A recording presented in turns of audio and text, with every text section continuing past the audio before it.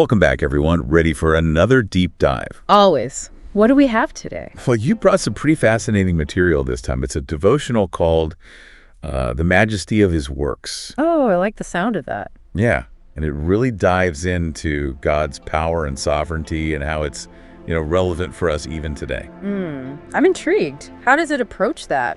Well, it uses a pretty powerful example, the parting of the Red Sea. Wow. Yeah, you can't get much more majestic than that. Exactly. It's definitely not your everyday miracle. No, that's for sure. It's a pretty dramatic image to start with. It is, but actually the devotional starts a little differently. It begins with this invitation. Okay. Come and see.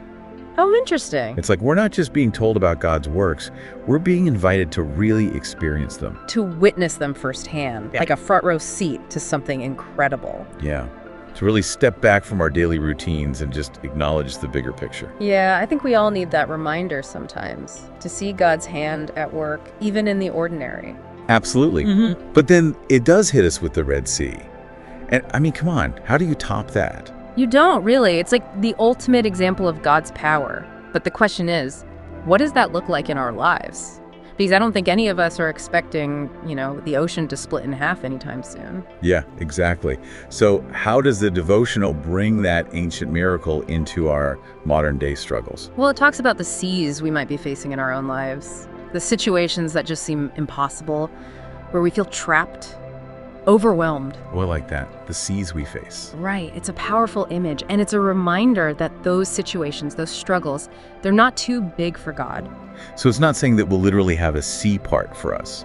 It's more about the impossible situations in our lives. Exactly. It's about trusting that God can make a way, even when we don't see one. That's a good point. But the devotional goes even deeper, right? Yeah. It talks about God's sovereignty. It does. It quotes Psalm 66.7, where it says, God rules forever by his power, and his eyes watch the nations. It's like a reminder that he's not just some distant observer, he's actively involved. Right. It's acknowledging that we don't have all the answers. We don't have it all figured out. But God does. And admitting that can actually be the first step to experiencing his power. That makes sense. Yeah. But it also says he's always watching. Doesn't that put a little pressure on things? I don't think it's about pressure. I think it's about comfort. Like knowing that no matter what's going on in our lives, he sees us. Yeah.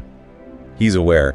And then to really bring this home, to really experience the story, the devotional recommends reading Exodus 14.2131. Ah, yes. The full account of the Red Sea crossing. Have you read that recently? I actually have. And it really is amazing how vivid the imagery is. You can almost feel yourself standing there with the Israelites. On the shore. Sea in front, enemy behind. And then God moves. Powerful stuff. So as we wrap up this deep dive, what's the one thing you really want our listeners to take away? I think it's that God's power isn't just something we read about in old stories. It's alive. It's active in our lives right now. Even when we feel stuck, overwhelmed by our own seas, God is able to make a way. There is a powerful thought. Thanks for bringing this devotional to the deep dive. It was my pleasure. And for everyone listening, what seas are you facing today? And how might God be working to part them for you? Think about that today. See you next time for another deep dive. Bye, everyone. Bye.